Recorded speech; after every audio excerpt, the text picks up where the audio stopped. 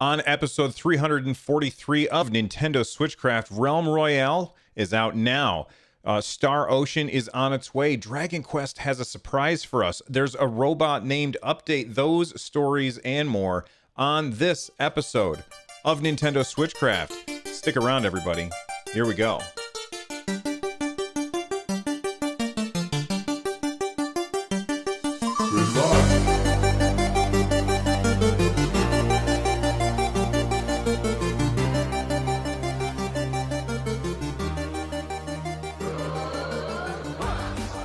SwitchCraft is brought to you live 3 times a week on Tuesdays and Thursdays at 3 p.m. U.S. Eastern and on Saturday at whatever time I can get to it. Tune in live over at twitch.tv/runjumpstomp. This episode of SwitchCraft is brought to you by James P.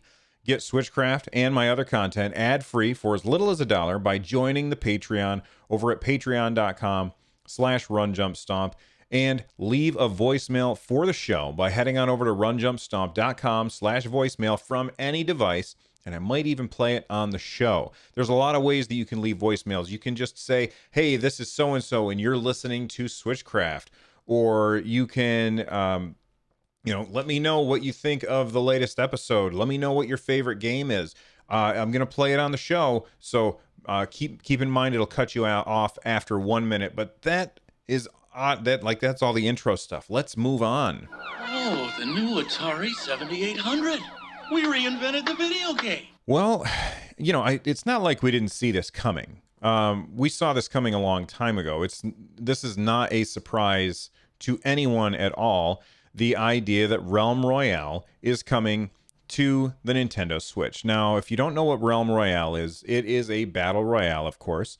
And somebody might say, well, what makes Realm Royale different than other battle royale games? Well, Realm Royale has a couple of things that make it unique. First off, it has a class system. So they have the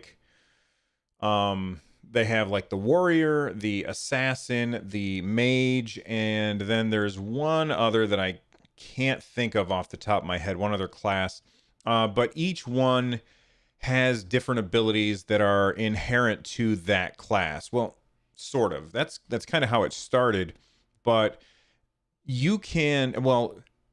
every class has its own abilities, so that much is true, and they are unique to that class.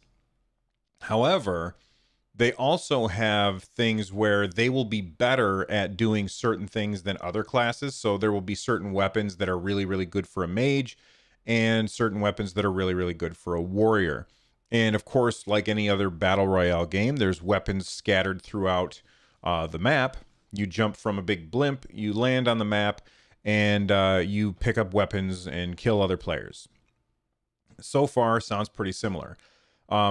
As you either upgrade your weapons or find a weapon or ability because you don't just pick up weapons, you can also pick up abilities like the ability to throw fireballs or put down a trap or be able to see through walls for a certain amount of time. Like, these are things that you can pick up as you either upgrade your character through getting new weapons or getting new abilities. The old weapons that you were carrying, the old abilities that you had, they go back down on the ground for somebody else to use. Or, this is probably the part of Realm Royale that I like the best, you can hit a button, and I don't remember what button it is, but you hit a button and it takes that item or ability and turns it into gems or shards or something like that. And then you can go to these forges that are placed throughout the map. Each little town has like a forge in it, and you can go to the forge and you can use those like crafting shards in order to craft a random new weapon or a random new ability or a random piece of armor or potions or shield potions in order to drink a potion after you get into a fight or something like that, which is a very, very cool mechanic because it cleans up the world. It gets rid of all of these extra weapons that nobody's using anyway, and it always feels good when you upgrade, because you're not like, oh man, I don't know if I want to leave that behind. you have to leave it behind, or you can turn it into crafting materials.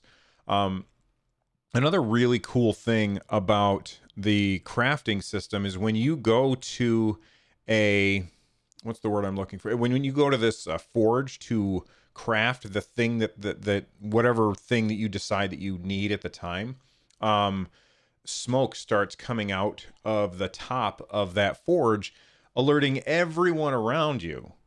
Oh, somebody is here and they're currently crafting.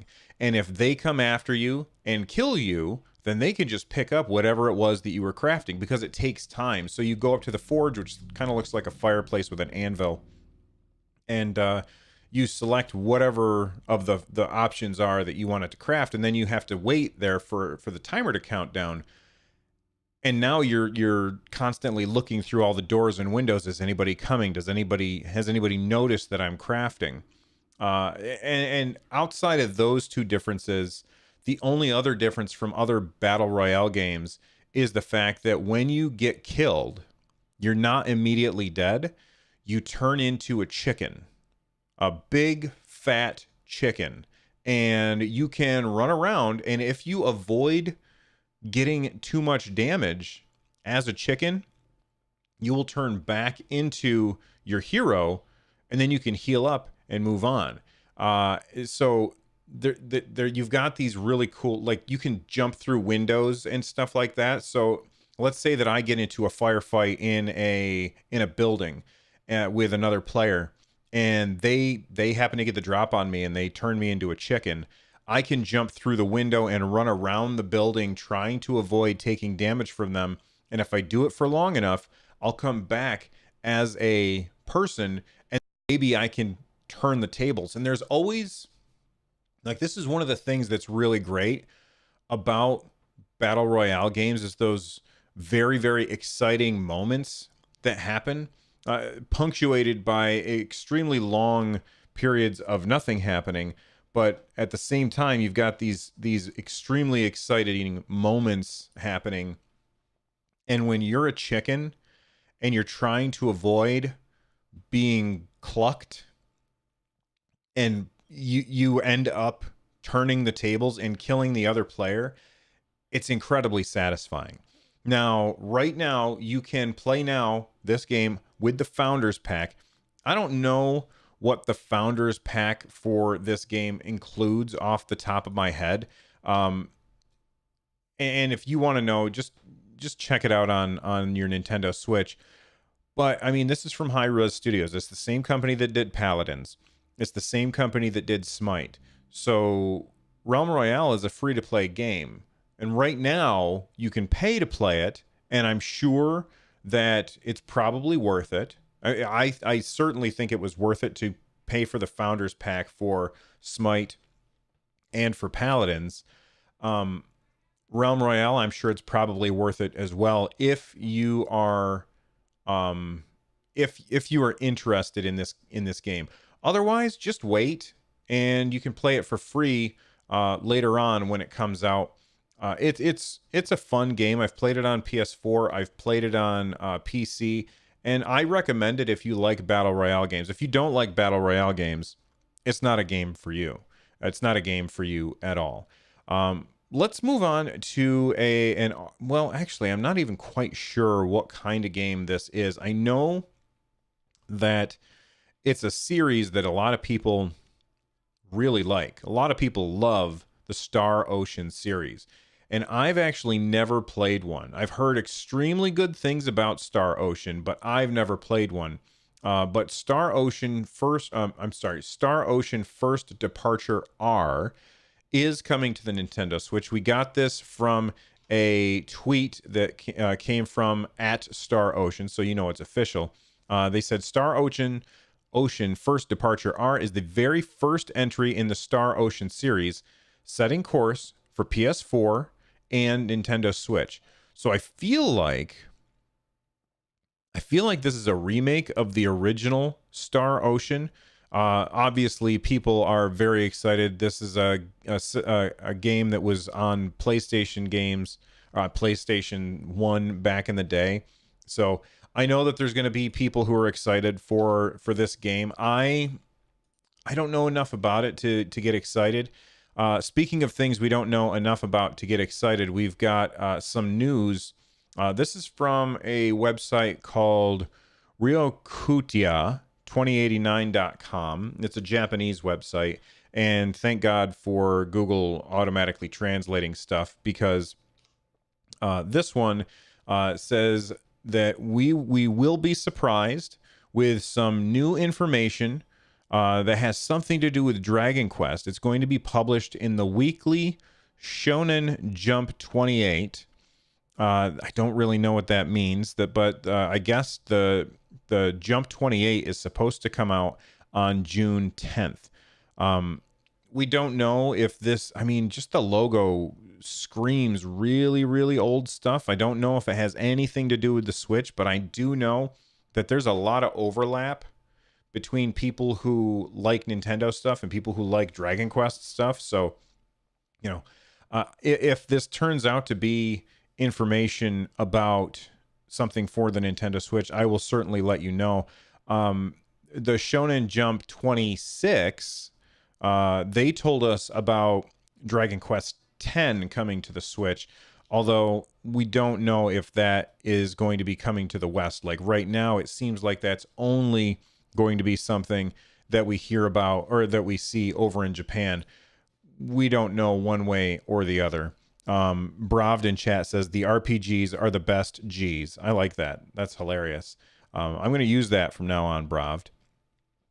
Speaking of things that Bravd has said that I want to use, I'm going to take a second and advertise my my other podcast, Run Jump Stomp. I put out 2 episodes in the last 2 days of Run Jump Stomp, and I really want you guys to check those out. I had Brian Dunaway. He is from a bunch of other podcasts, and he's a hilarious guy. I talked to him on Thursday, and that episode came out that day. And we had a lot of fun talking about Vaxxer. That's the wrong Vaxxer. That's the wrong command. Vaxxer in chat just was trying to type _RJS pod, and he wrote RJS bod. Which, hey, thanks for noticing, buddy. I appreciate it. But Brian Dunaway and I had a really good conversation about all kinds of crazy stuff in the gaming industry. So make sure that you check that out. Talking to him was really weird. And I was on the phone with Bravd afterwards, and he said that talking to Brian Dunaway seemed like a QuickTime event where I just had to be ready to press triangle. And I felt like that is the most perfect way to describe having a conversation with Brian Dunaway. It was a really fun conversation. That guy has a lot of energy. So make sure that you guys check out that podcast. Again, that's you can find it over at runjumpstomp.com/shows.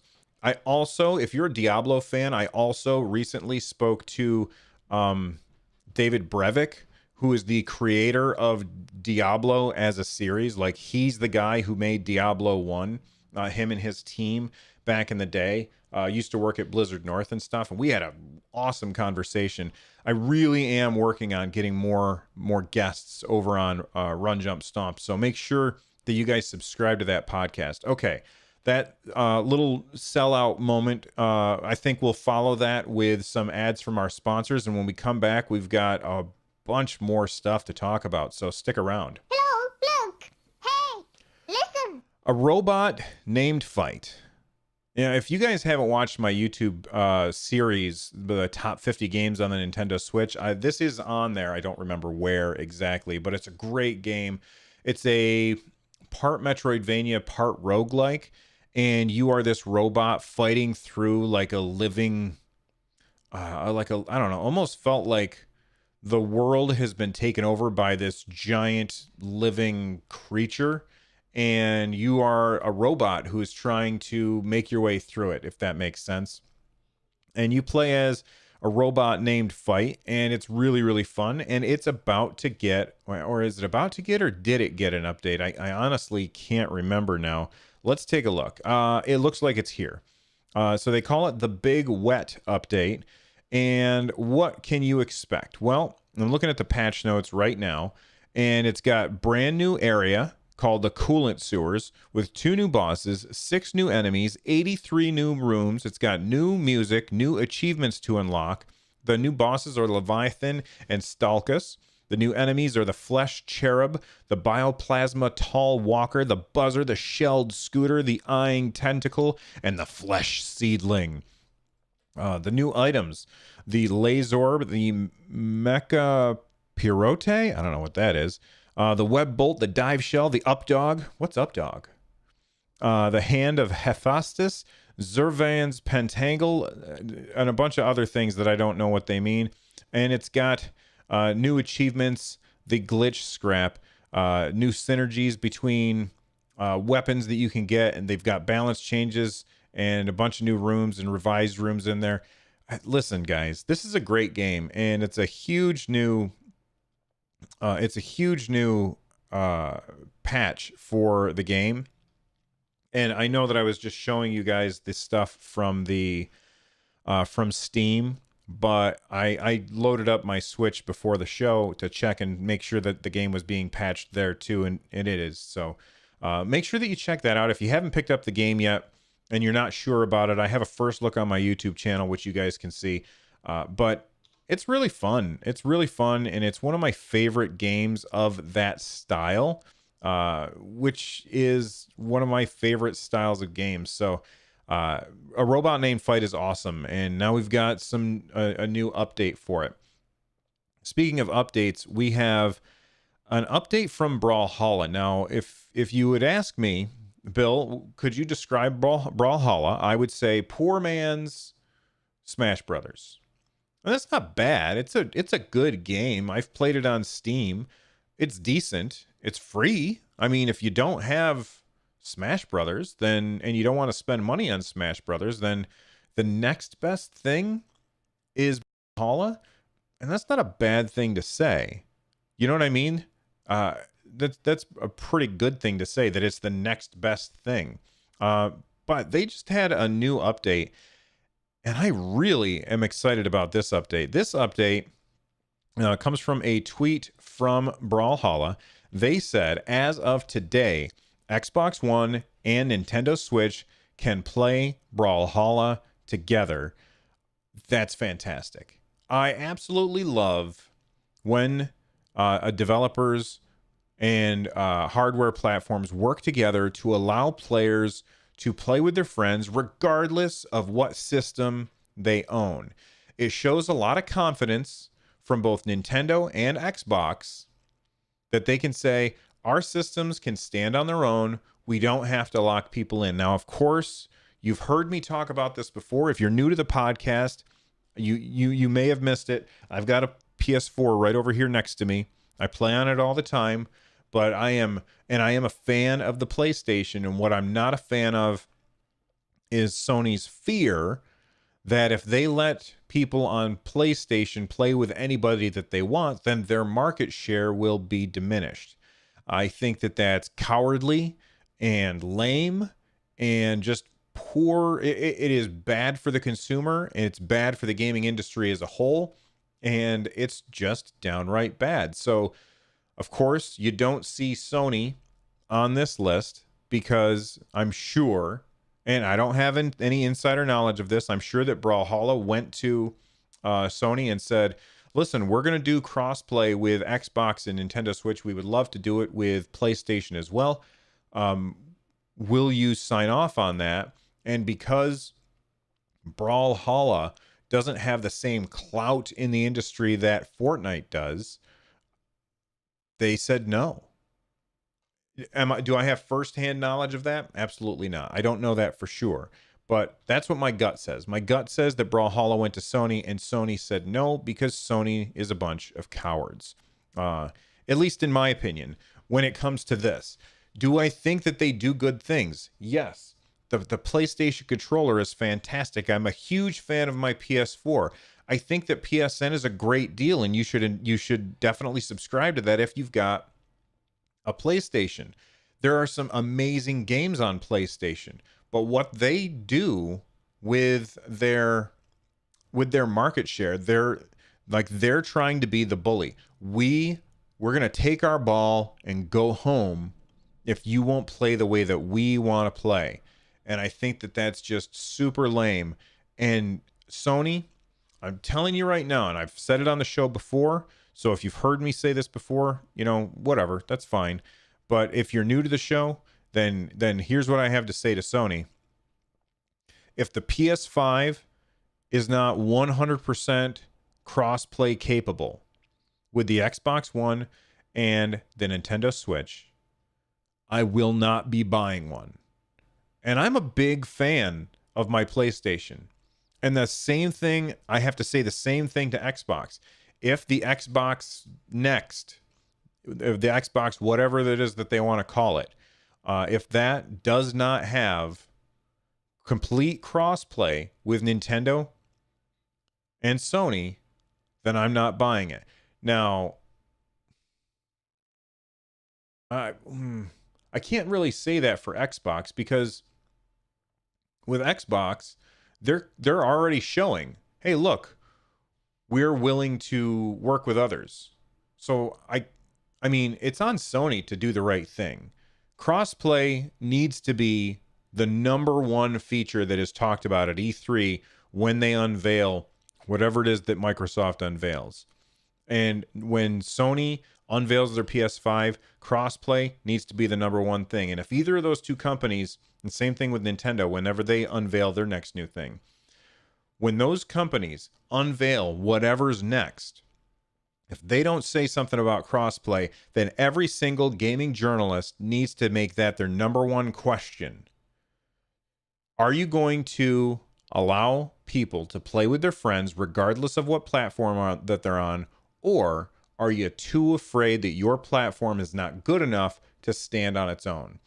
Every gaming journalist needs to ask that question until we get a clear, concise, and truthful answer, and not PR speak. But I've said this 100 times, so I'm not going to harp on it anymore. Let's talk about Labo. Let's talk about Labo. People in the industry say Nintendo simply has the best games. They do say that. I don't know if this is going to be one of those best games, but the third free extra Labo VR minigame is now available in the news section. What do you mean the news section, Bill? Well, if I grab my Nintendo Switch and I go to the home screen, like here's the home screen, and I go to the news section right down here, and I open that up. In the news section, my news section on my Switch is still a disaster because I have a Japanese account, so I get all the Japanese news. I have an Australian, New Zealand account, so I get all those news. And I have a European account, and I have a North American account. And because I do that because sometimes it's just easier for them to give me a review code from one of the other regions. So I have all these different accounts, but when I scroll through, I see a lot of stuff that's duplicated everywhere. And so the news section is kind of useless to me, and that's my own fault. But if you go to the news section, I'm sure that you will be able to find something from Labo, and I'm not going to sit here and try and do it live on the show. Let me just set this down before I get distracted by shiny things. But there's a free Labo VR minigame. It's available in the news section. It looks like it's kind of weird looking. I'm trying to bring it up here on Reddit right now. It looks like you are some kind of little robot. So this is if you've played Labo VR, they have a lot of these games where you're this little robot, and well, you control this little robot, and you are the camera looking down at the robot, which is, I didn't really like that way of playing. I prefer to be in the first person, like when you do the gun game, like up here. Oh, you can't see my mouse. Anyway, that's beside the point. But this one looks like it's just, if you've got the Labo VR kit, you can download it and check it out. And if you've already played through everything that they have in that game, then now you've got more. And I mean, who doesn't want more stuff? I'll tell you what, speaking of more stuff, Marvel Ultimate Alliance 3. We've got another new trailer. This is about a minute long, and it shows off some new characters. We've got new characters like Juggernaut is in here, and I think Mystique, and who was the other one? I can't remember who the other one was. It's a bunch of X-Men stuff, really, which is great. Magneto. It's a bunch of X-Men stuff, and I'm excited. I'm so excited for this game. The game looks 1,000 times better than it did when they first showed it off. I can't remember if it was last E3, but in some Nintendo Direct, when they first showed off Ultimate Alliance 3 and surprised everyone by letting us know this is a Switch exclusive, like that just blows me away still. The game looked kind of blurry and not very good, but the gameplay footage that they showed in this looked fantastic. Obviously, the cutscenes look great, but they're cutscenes. Who cares? But on July 19th, when this game comes out, I am very, very excited for this game.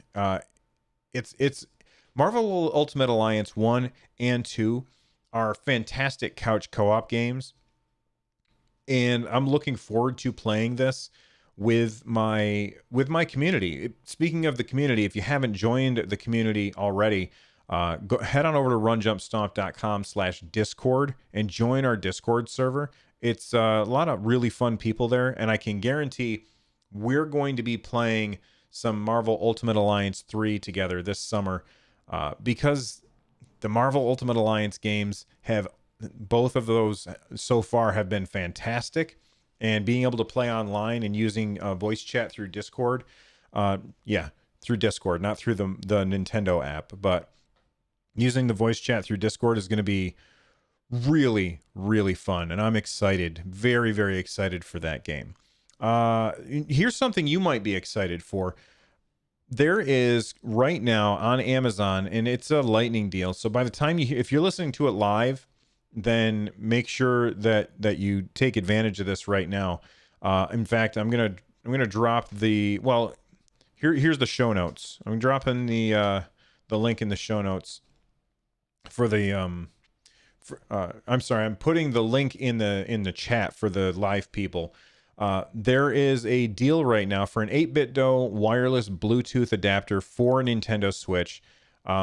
It also works on Switch, Windows, Mac, and a Raspberry Pi, and I ordered one. This allows you to connect Bluetooth controllers to the Raspberry Pi. Now, the Raspberry Pi already has Bluetooth built in, but I think that it's not very good, and I ran into issues using a Bluetooth controller with it. So this is normally $20. It's down to 16. That's a pretty good discount. Oh no. Oh, okay. No. It's over. I'm sorry. Okay. Well, never mind. The deal is over. It's back up to $19. Shoot. Or maybe it's only saying that because I already claimed this deal. Because if I go to, if I can't show it because it has my address and stuff on it, but I already claimed the deal, so I'm not sure if it's still available at that price or not. But it's cool. It looks like a little Mario brick, which is awesome. And you can also use it to connect other controllers to your Nintendo Switch. So it doesn't have to be used to connect it's just a Bluetooth adapter, and it's $16. It's a good deal if it's still on sale. Otherwise, it's $20. And honestly, what's $4 extra? I don't know. Let's hit feedback. And I got a tweet from at Tell You Dave. They said, "Hey, Run Jump Stomp, finished up SwitchCraft. I think Mario Kart Tour as it stands does not have multiplayer. It's unclear until the full game comes out." And that's something a lot of people said to me. They said, well, right now it's a single player game, because I was assuming that it's a multiplayer game. Now, J Harley 17 in chat says it's still available at the $16 price. So get while the getting's good. Thank you, J Harley. I don't know if I care about a Mario Kart game that's single player. Do you? I don't.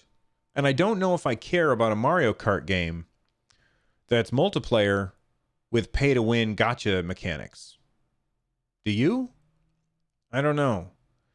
So either way, I think it's bad. Either way, I think that Mario Kart is going to, well, I say going to flop, but there's no way it's going to flop. It's Mario Kart, for crying out loud.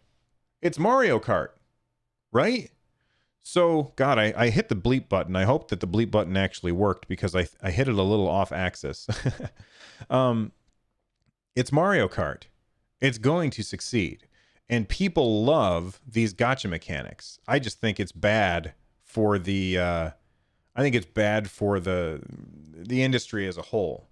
But I had a long conversation about it with somebody on Twitter from Nintendo World Report, where we were kind of going back and forth and not necessarily arguing, but just kind of saying our point, like putting our points out there and you know, playing devil's advocate with each other, I guess. And I'm still very shaky on how Mario Kart Tour is going to be. Will I try it? Absolutely. It's free. I'll try it. But I am fully prepared to be disappointed, either because it's a single player game, in which case I don't care, or in which case it's a multiplayer game with pay to win mechanics. Either way, I think that's bad for us overall. Nuts for Nintendo. Become a part of the community over at our Discord channel. It's free. runjumpstomp.com/Discord. Watch the show live at twitch.tv/runjumpstomp. Get a hold of me with Twitter at runjumpstomp. Use that hashtag Nintendo SwitchCraft. If you're looking for ways to support the show, go to runjumpstomp.com/thank-you. And make sure that you check out my other shows. I'm recording Run Jump Stomp every Friday. Like I said earlier on in the episode, we had Brian Dunaway and David Brevik on this week.